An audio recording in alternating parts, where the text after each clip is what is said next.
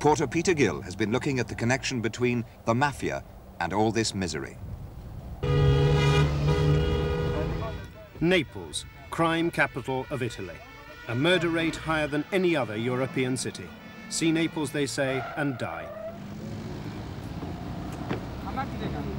In Naples this year, the flying squad has rounded up scores of mafia men, but organized crime remains part of Neapolitan life.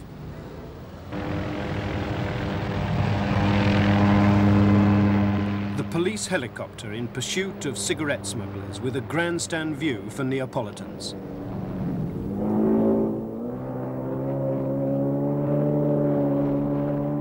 The little speedboats are ferrying cheap American cigarettes to shore. They've collected the cargo from bigger boats moored outside Italian waters.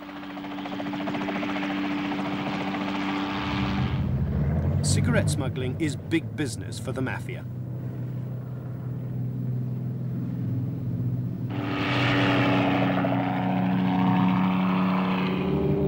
For the Customs and Excise Police, it's a game of cat and mouse, where the mouse shouldn't always get caught. The confiscated boats pile up. The police know they could crack down even further. But they fear encouraging the mafia to concentrate on more lethal rackets, like drugs. Come what may, crime in Naples pays. Winter has already returned to the hilltop towns at the epicenter of last year's earthquake. For a second season, snow covers the rubble of homes, of schools, hospitals and churches. This is what's left of Sant'Angelo dei Lombardi, officially 90% destroyed. Of the 3,500 who died in the earthquake, 470 died here, 1/10 of the town's population. Next Monday, the anniversary of the disaster, a monument to the dead will be unveiled. Many of the survivors have left Sant'Angelo. Those who have stayed in temporary accommodation are dependent on charity, prisoners of the earthquake. Before those terrible tremors of a year ago, the Forenza family enjoyed the independence that savings and possessions bring. Last November the 23rd, early on a Sunday evening, Raphael was having a drink in town. His wife, Maria Felice, was giving the children their supper.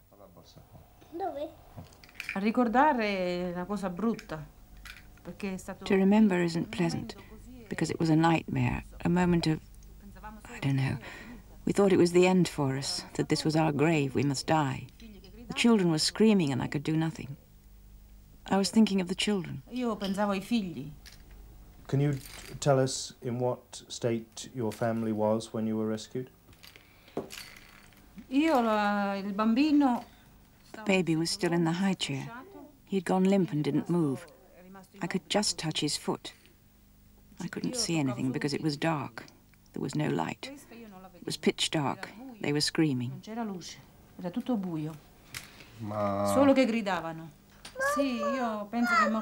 I think my eldest daughter died instantly because I heard nothing, because, as he tells me, when they found her, she still had a spoon in her hand.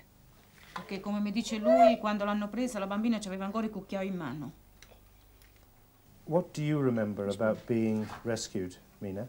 Mina, you remember when the firemen arrived? How did you answer the young man? She remembers everything, but she doesn't want to talk about it now. But sometimes when we're not discussing it, then she describes everything. She remembers absolutely everything. She said to the fireman, "Please help me, but be careful." Now she doesn't want to talk about it because she's shy, but she remembers everything. She also remembers when I called her little sister who didn't answer me, and she said, "Mummy, Rosetta is dead. She can't answer."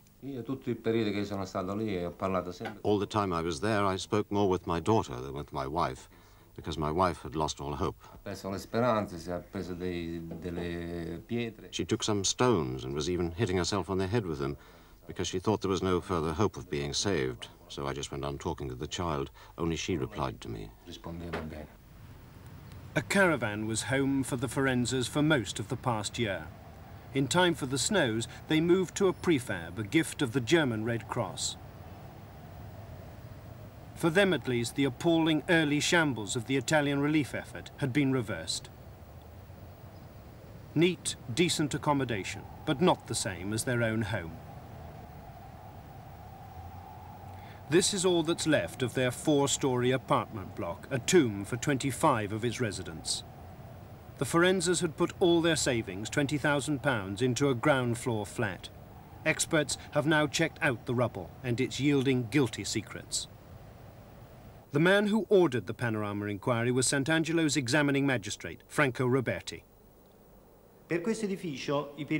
The experts concluded that if this building had been constructed in accordance with anti-earthquake regulations in force at the time it was built, it would not have collapsed, even in spite of the earthquake. Nonostante il terremoto, non sarebbe caduto. The report for Roberti listed a series of appalling lapses in the Panorama's construction. The concrete mix had been watered down and the reinforcing steel rods were below par, firm evidence of cost-cutting on the part of the contractors. Worse than that, a comparison between the reality and the original drawings showed that the builders had skimped in the very areas designed to make it earthquake-proof. Of the 568 reinforcing beams and pillars stipulated in the plans, 176 were missing. Roberti has acted. In relazione al processo per il Palazzo Panorama, as regards the case concerning the Panorama block of flats, the following have been arrested: the builder, the designer, the works manager, the building inspector, and the head of the civil engineering department of Avellino, the last for failing to supervise the actual construction work. Quest'ultimo per omesso controllo sulla costruzione stessa. The counts against the first 4 concern charges of multiple manslaughter and the collapse of buildings. Omicidio colposo plurimo e il crollo di edificio. As regards the 5th defendant, the additional charge of omission in the execution of duties must also be considered. L'omissione di atti d'ufficio. The key figure in the construction of the Panorama was Vincenzo Infantocci, builder and financier. Closed-circuit television protects his apartment in Naples. Siamo della televisione inglese. Where is he? Scusi, dov'è? Dov'è? Non lo so, è uscita, stamattina non è venuta. Non è sul cantiere. Non lo so. What'd she say? She says she doesn't know. Is she Mrs. Infantocci? Lei è la signora Infantocci? Yes. Mr. Infantocci was not at home. He eluded us also at his latest building project, a design remarkably similar to the Panorama building. There is more, though, to Mr. Infantocci than his building methods. Police say he's a member of a known mafia family. What is certainly established is that the investigation into the Panorama and 29 other buildings has been accompanied by mafia menaces. The Italian army is helping the civil engineering team in its searches, but that hasn't stopped the threats. The Naples University engineer who heads the team in its painstaking cataloguing of beams and pillars wanted to resign after he received anonymous letters and telephone calls threatening him with death. He's still at work, although neither he nor any of his associates wanted to be filmed or interviewed. But why exactly should there be such threats? Lo scopo dichiarato di queste... The declared intention of these threats was to get a favourable report from the experts. That is, a survey report stating that the collapse of the buildings was due solely to the violence of the earthquake. And naturally, the threats could only come from persons who wanted to be immediately cleared of any charges they faced, so as not to have subsequently to go through with a criminal trial, and at the same time to be able, I believe, to compete for reconstruction contracts. Obviously, it is clear that those who are the subjects of this kind of investigation haven't a chance of taking part in the reconstruction. And this is going to be a big financial opportunity which they don't want to miss. Major reconstruction has yet to get underway in the hilltop towns like Sant'Angelo at the centre of the earthquake. When it does, these communities can't alone undertake the effort.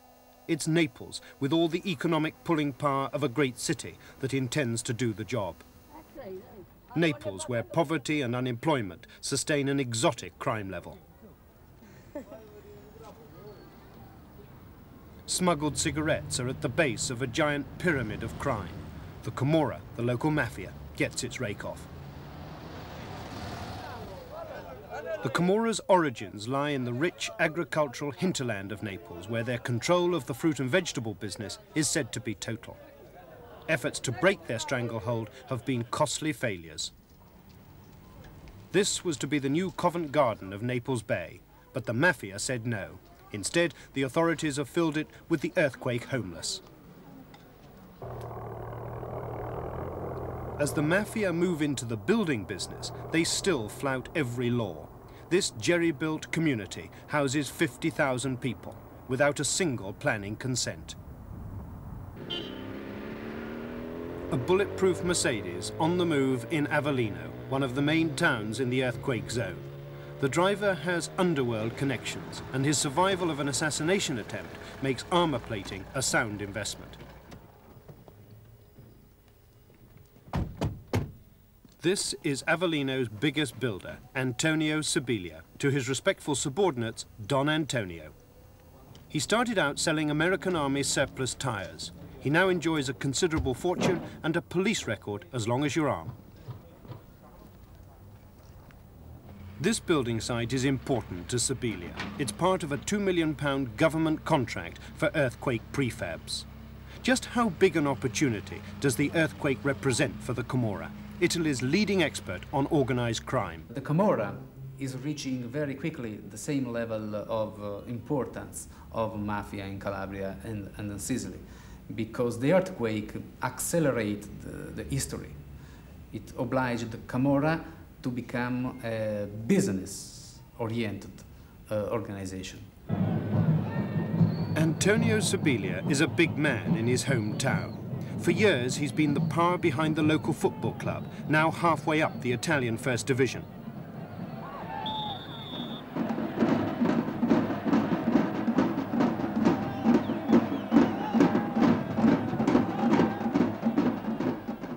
It's unkindly said of Sibilia that one of the reasons he's still free is that the judges are football fans too.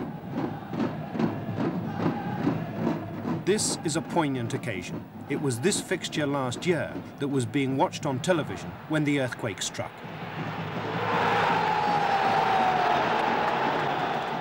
Last year, Avellino won 4-2.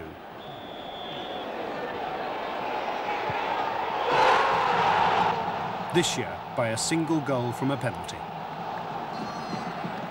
It's Sibilia's connections with another Avellino fan that could bring his downfall.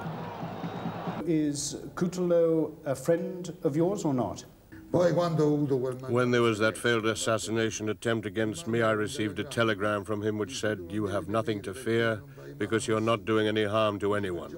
So they're making a mistake over you." From that moment, I knew he was a friend. But I never spoke to him, and I never got together with him. We're told that there are many links between the construction industry in this part of Italy and the Camorra, organized underground crime. What's your response to that? I can guarantee you that in Avellino, no one pays the Camorra, because Avellino isn't like Naples. So this is all a fantasy. It's all an exaggeration. It may exist elsewhere, but I categorically deny it exists in Avellino. Mr. Sibilia is not being entirely candid. We've acquired a confidential police file on him that details his relations with Cutolo and states Sibilia's links with Cutolo's gang have enabled him to accumulate a fortune in a few years. Sibilia has used mafia-like intimidation on the border of extortion. Sibilia's friendship with Cutolo and other criminals has provided protection for all his business activities.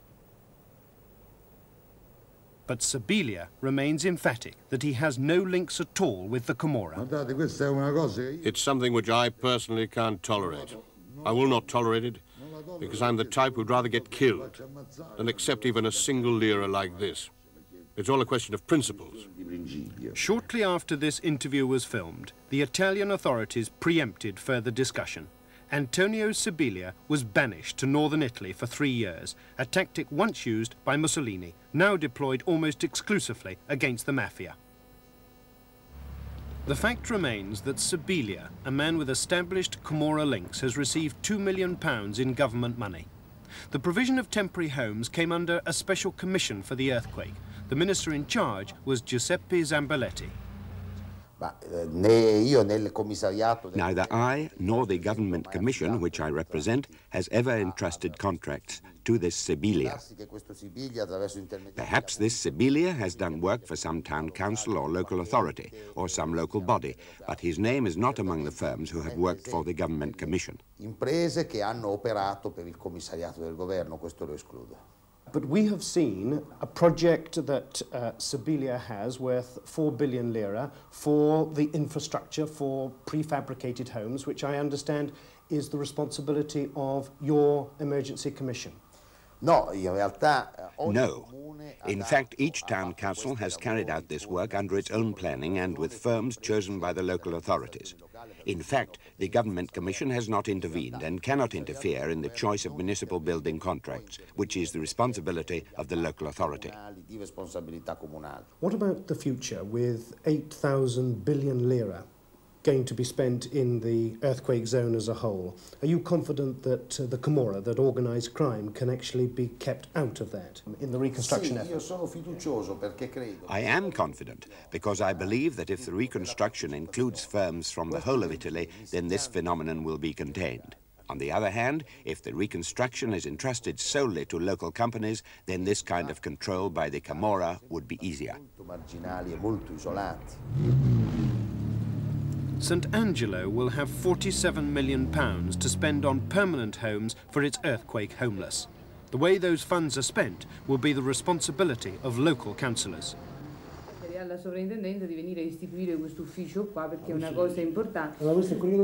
The executive of St Angelo Town Council meets to discuss reconstruction. The mayor, her predecessor died in the earthquake, leads the discussion on the creation of a special supervising body to ensure that all new buildings are properly earthquake-proof. The council has already decided to sue the builders who are facing the magistrate's criminal inquiry. St Angelo's council may want to do its honest best for the town's homeless.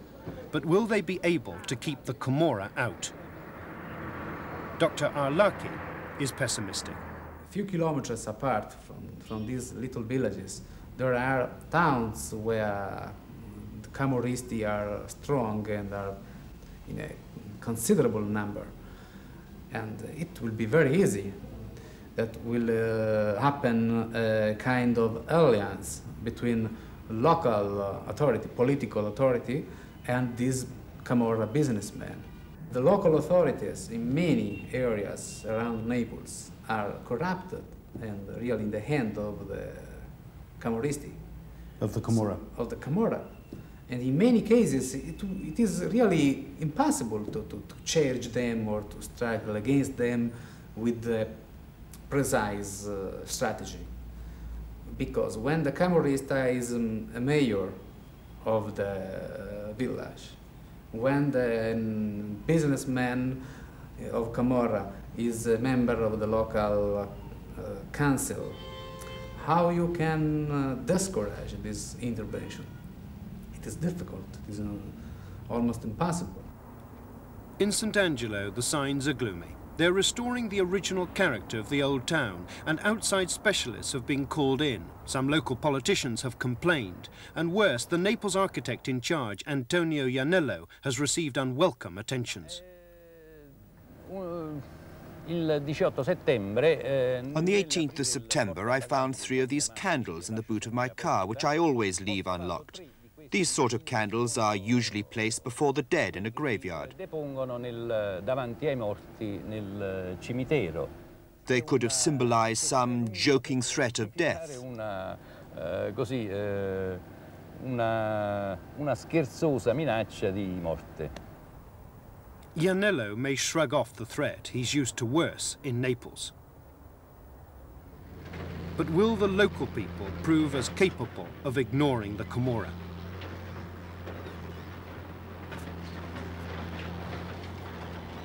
What hope of residents on their own in the ruins of their homes against the might of organized crime?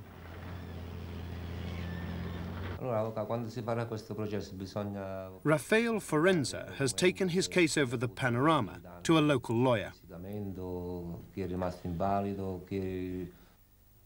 Pio Caponi is already dealing with 12 similar cases, all from the Panorama.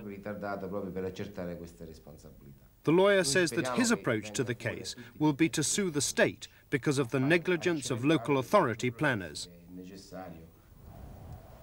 But Forenza isn't certain the lawyers can really help. And even if there was some financial compensation eventually, would that help the Forenzas over all their losses? For everything we lost, even if they were to compensate me with 3 times the amount, they would not be able to compensate me for everything, because they can't give me my daughter back. So even if they gave me 100 million, they would have given me nothing, because no one can give me back my daughter. A daughter is beyond price. I think that if we did get the money, it would go to the lawyers. As I said before, there are no proper trials here.